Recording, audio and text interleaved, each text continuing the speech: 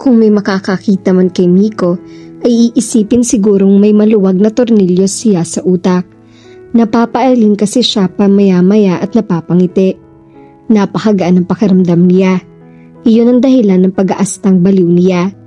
He felt so darn good inside it, was like 1,000 feathers were being used to tickle him. Naglalaro sa diwa niya ang itsura ni Ila. Hindi naman masasabing drastic ang mga pagbabagong ginawa nito sa bihis at ayos nito. Maybe it was true that beauty was in the eye of the beholder, or that true beauty was more than skin deep, that it came more from the inside. Hindi niya masasabing pwedeng ipanlaban ito sa binibining Pilipinas. Kahit nga siguro sa pambarangay lang na patimpalak ng kagandahan ay hindi ito mangangahas na sumali.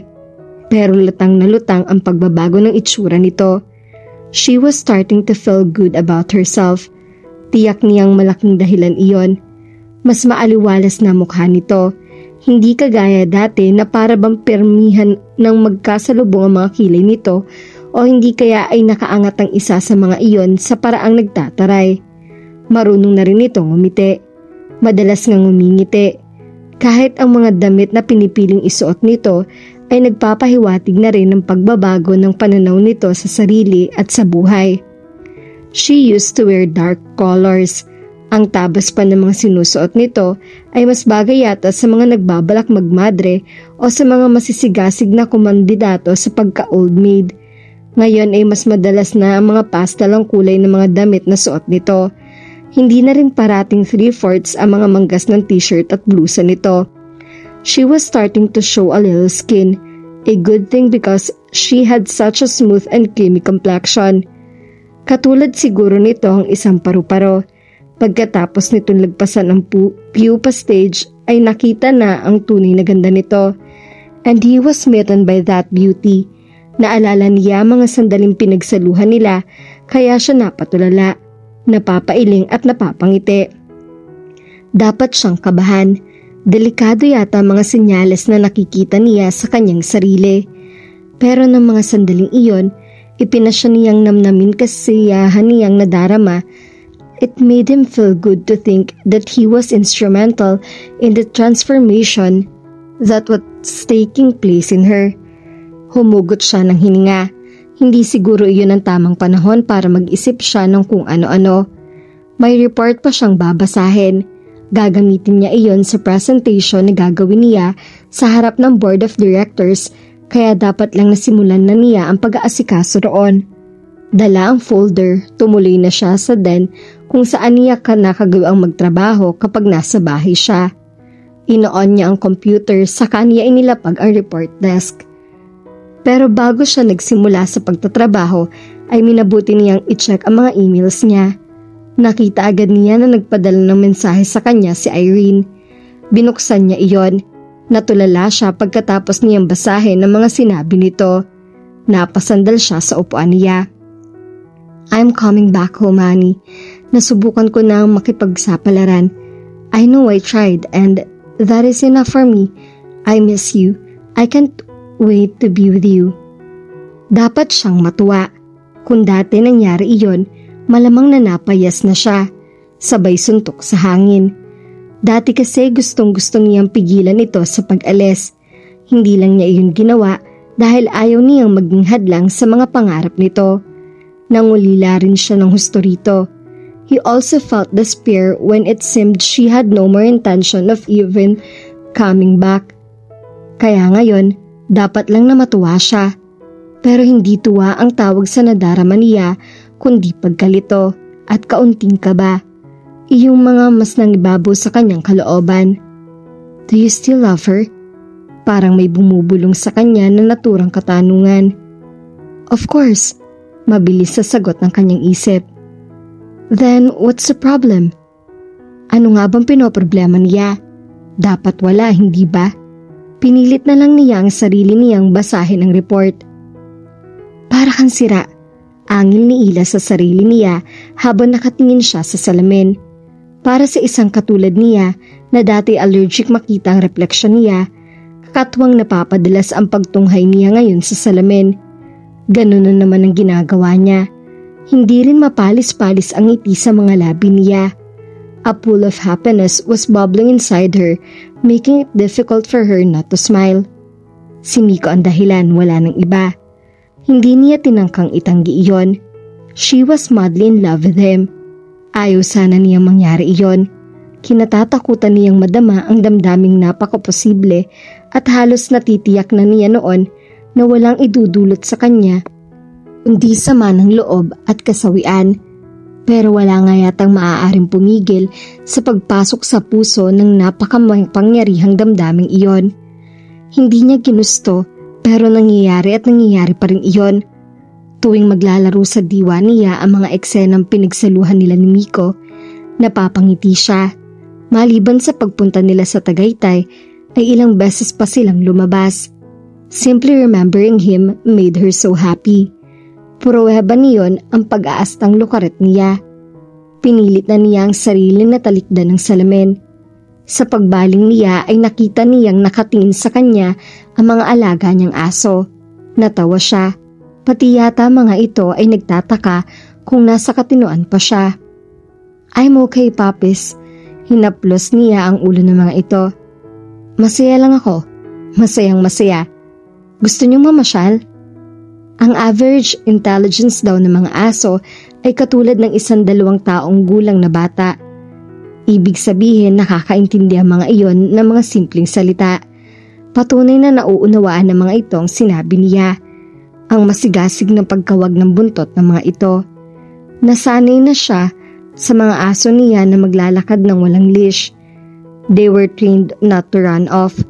Tanging ang Pomeranian niya ang hindi na natutong lumabas nang hindi tumatakbo palayo sa kanya. Kinarga na lang niya iyon. Sa loob lang ng subdivision sila naglakad. Patakbo-takbo ang mga aso niya pero hindi lumalayo mga ito sa kanya. Ilan sa mga taga roon ang kinawayan niya nang batiin siya ng mga ito. She had really become a friendlier person. Pakiramdam tuloy niya ay nakalaya siya sa masikip na hawla. Iyon ay ang hawlang epekto ng matinding angst niya. Dati pawang madidilim na emosyon ang nangingibabaw sa pagkatao niya. That made her a bitter person. Ang pagdating ni Miko sa buhay niya ang naging susi sa pagbabago ng kanyang pananaw. Kasunod niyon, ang paganda na rin ng aura niya. Pati na ang pagnanais niyang maging presentable ang imaheng inihaharap niya sa mundo. Miko was the key to her transformation.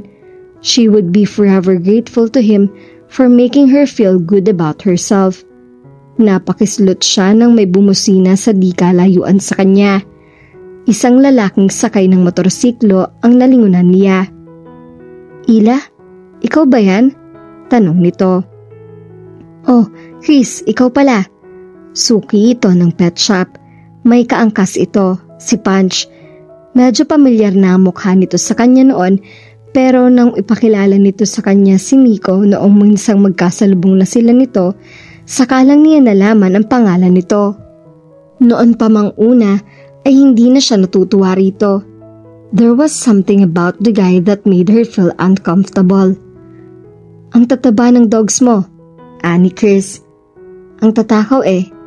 Si Yellowy, kamusta na? Ang alaga nitong retriever ang tinutukoy niya.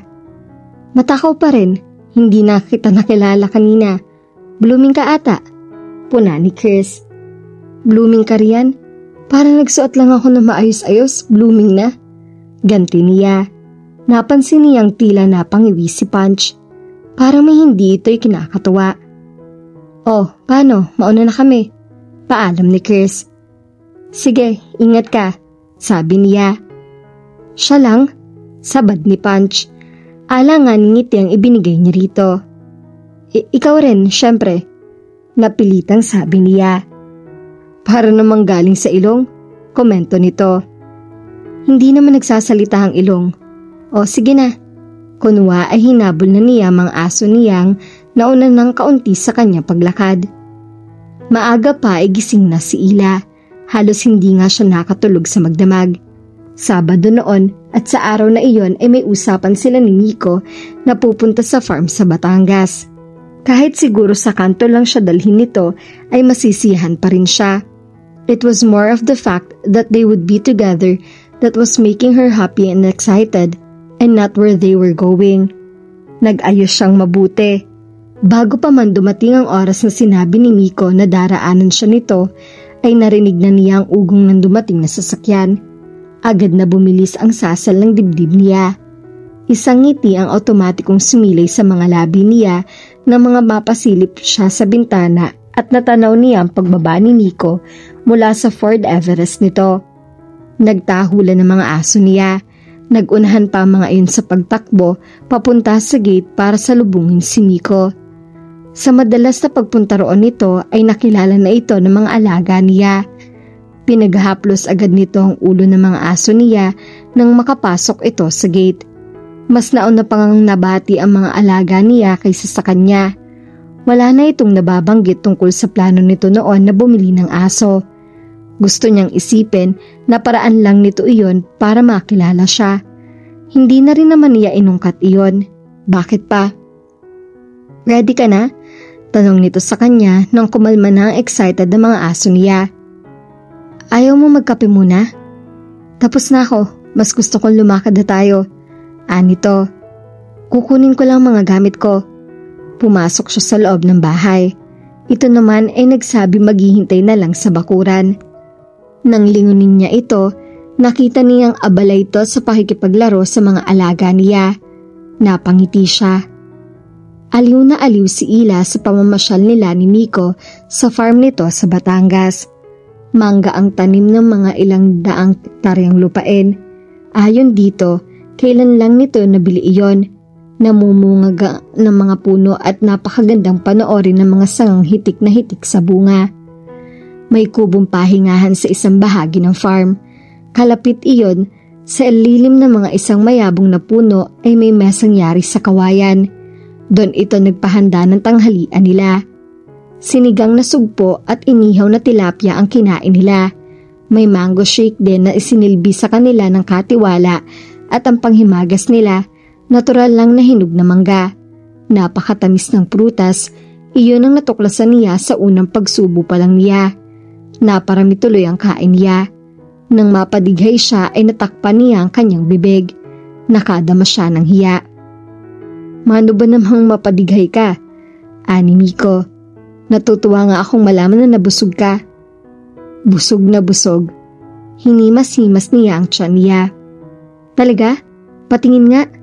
Pabirong nakihimas ito sa tiyan niya. Tinampal niya ang kamay nito. Pero sa halip na alisin nito iyon, bahagya pang dumiin ang paghimas nito. Nag-iba agad ang ritmo ng paghinga niya. Her breath suddenly came in ragged gasp. At alam niyang epekto iyon ng ginagawa nito. Ngaling-ngaling palisin niya ang pangahas na kamay nito pero parang tumututol naman ang kalooban niya. Napapikit siya nang maramdaman niya ang pag-iiba ng paraan ng paghaplos nito sa tiyan niya. Naging mas banayad iyon, parang nanghihimok. Pakiramdam niya ay dahan-dahang nagtatayuan ng mga balahibo niya. Impit na ungol ang kumalawas sa kanyang ipinasok nito sa laylayan ng blusa niya ang kamay nito. His hand made contact with her bare skin, making her tingle all over. Sisitahin sana niya ito pero nakulong na ang kataga sa bibig niya nang kagyat na lang siyang hagka nito. Katulad siguro ng sunog na kagubatan sa panahon ng matinding tagtuyot, ang bilis ng pagkalat ng apoy sa kanyang pagkatao. Sa sobrang init ay malamang na natusta lahat ng brain cells niya kaya nawalan na siya ng kakayahang mag-isip ng tama. Dahil kung maayos pa ang andar ng utak niya, dapat lang nanawari niya na dapat niyang patigilin ito sa paghalik nito sa kanya. Pero bakit ba niya na nasasang matigil ang isang pangyayaring nagdudulot sa kanya ng nakakahibang na mga sensasyon? Miko's hand, the one caressing her tummy, slid higher. Sinakop niya ng isang dibdib niya, bagay na nagpasinghap na naman sa kanya. She reveled in his touch, relishing the way he made her feel that she was one very attractive and desirable woman. Maraming sinasabi sa kanya ang katinoan niya. Abot-abot ang babala niyon sa kanya. Kesyong nababaliw raw siya at pinapayagan niyang ginagawa nito. Nawawala raw ba siya sa sarili niya para hindi man lang siya magtangkang umalma? Pero tila determinado siyang magpakabingi. Mga damdaming hindi pa niya masyadong mapangalanan ang napakabilis na nabubuhay sa kanyang pagkatao. Naging dahilan siguro ang mga iyon para hindi na niya pakinggan muna ang nagwawalang konsensya niya. Dama niya ang pangangailangan sa mas masidhipang paghaplos nito, sa mas malalim na paghalik nito sa kanya. Hindi niya sinasadyang iyakap ang isang braso niya sa leeg nito, pero nang matuklasan niya ang ginagawa niya, hindi rin naman siya nangiming ituloy iyon. She pulled him closer, twining her fingers in his ear. Naging mas mapusok ang paghalik nito sa kanyang labi. Tinugon naman niya iyon ng akmang init. Kissing him was one of the best experiences she ever had. Kung pwede nga lang ay ayaw na niyang magwakas iyon. At dito na po nagtatapos ang ating kwento. Sabay-sabay po nating abangan ang susunod na kabanata. Maraming salamat po. God bless and stay safe.